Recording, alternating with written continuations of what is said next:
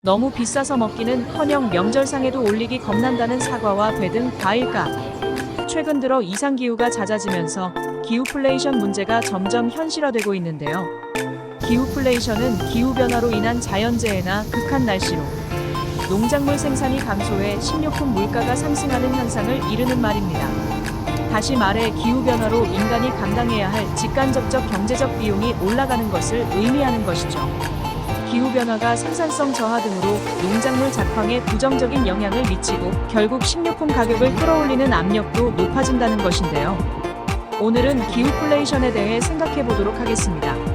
한국은행이 최근 발표한 기후변화가 국내 인플레이션에 미치는 영향 보고서입니다. 보고서는 의미 있는 내용을 담고 있는데요. 최근 이상기후가 잦아지면서 기후플레이션 문제가 현실화하고 있고 동남아시아와 남유럽에서의 가뭄으로 설탕이나 커피, 올리브유 등의 가격이 급등했고 국내에서도 식용유와 커피 등의 가공식품 가격이 상승 압력을 받았다는 것입니다. 평균 기온 상승으로 과일 생산량 감소 등으로 농산물 가격이 인플레이션을 유발하는 양상이라는 것이죠.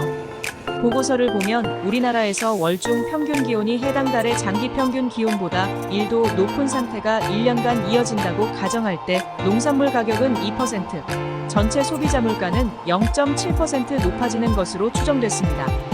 이를 이용해 지구온난화의 인플레이션에 대한 장기 영향을 시산한 결과 탄소 배출 시나리오에 따라 2040년까지 농산물 가격은 대략 0.6%에서 1.1% 상승하고 이에 따라 전체 소비자 물가는 0.3%에서 0.6% 정도 오르는 것으로 예측됐습니다. 연구진은 해외 선행 연구에 기초해 국내 기후 데이터를 분석했습니다. 분석에 따르면 기온이 1도 오를 때 농산물 가격 상승률이 0.4%포인트에서 0.5%포인트 높아지고 그 영향은 6달가량 지속되는 것으로 나타났습니다. 국내 평균 기온이 최근 수년째 꾸준한 오름세인 점을 감안하면 경기 상황이나 재정 통화 정책 등과 별개로 물가 상승 압력이 높게 유지될 가능성이 그만큼 크다는 것이죠.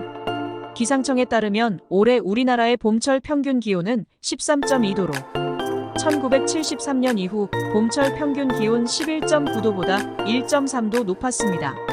역대 가장 더운 봄이었던 작년보다는 0.3도 낮았지만 봄철 평균 기온 역대 1위에서 3위까지 모두 최근 3년일 만큼 온난화가 심화되고 있습니다. 그리고 지금과 같은 추세라면 우리나라의 연중 평균 기온은 2040년 13.6도에서 13.8도까지 상승할 것으로 예측됐습니다.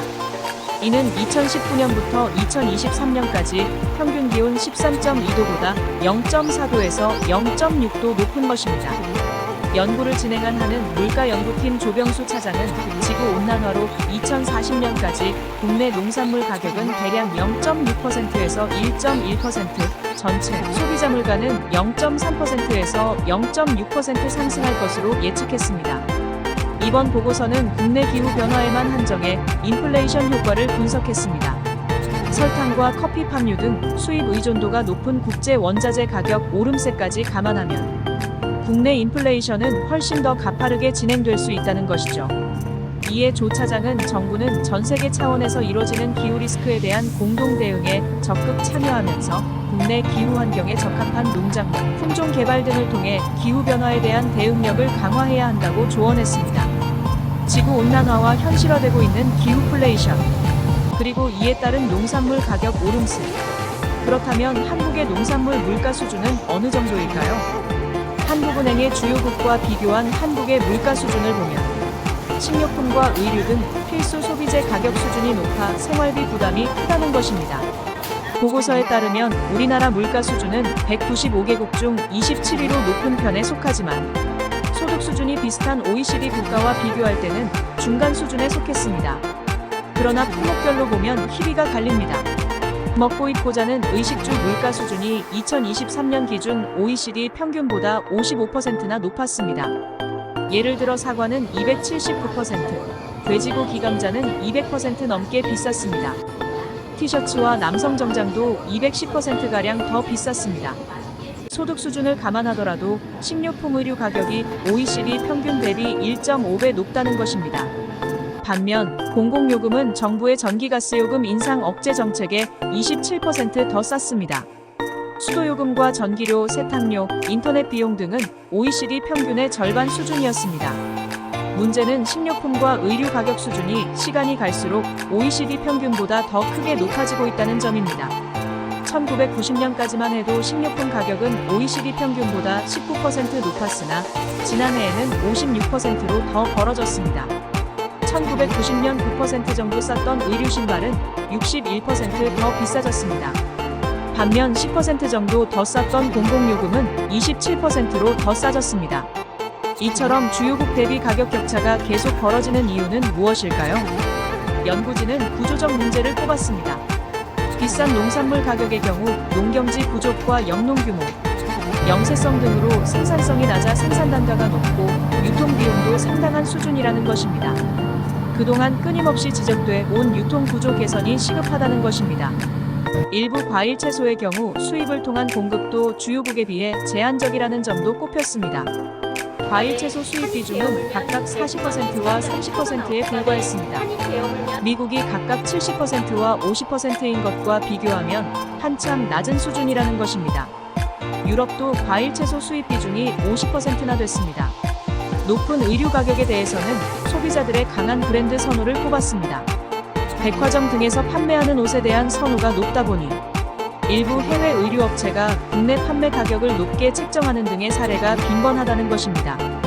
그리고 백화점 등에서는 재고를 쌓아두다 보니 재고 비용이 높아지고 이 부분이 고스란히 소비자 가격에 전가되고 있다는 분석입니다. 이에 연구진은 물가 수준이 높거나 낮은 상황이 지속되는 현상은 구조적인 문제를 반영한다며 과일 등 농산물 가격의 수입선을 확보하고 소비 품종의 다양성을 제고해야 한다고 지적했습니다. 다만 수입이 과도하면 국산 과일 생산 감소로 이어져 가격이 되레 오를 수 있기 때문에 수입, 개방 속도와 범위를 점진적으로 조정할 필요가 있다고 조언했습니다. 반면 주요국보다 낮은 공공요금에 대해서는 단계적으로 인상할 필요가 있다고 제안했습니다. 낮은 공공요금으로 한국전력 등 공공기관의 빚이 커지는데 이는 결국 미래 세대가 갚아야 할 짐으로 세대 간 불평등을 야기할 수 있다는 것입니다. 그러면서 연구진은 의식주 물가가 OECD 평균 수준으로 낮아지면 총소비 지출이 7%가량 늘어날 것이라고 예측했습니다. 반대로 공공요금이 OECD 평균 수준으로 높아지면 총소비 지출은 3%가량 줄어드는 것으로 추정됐습니다. 결과적으로 품목별 물가가 OECD 수준으로 조정되면 총소비 지출이 그렇지 않을 때보다 4%가량 늘어날 것이라는 것입니다. 그래서 한은은 이러한 물가 특성을 통화 정책적으로 대응하는 것은 한계가 있다고 짚었습니다.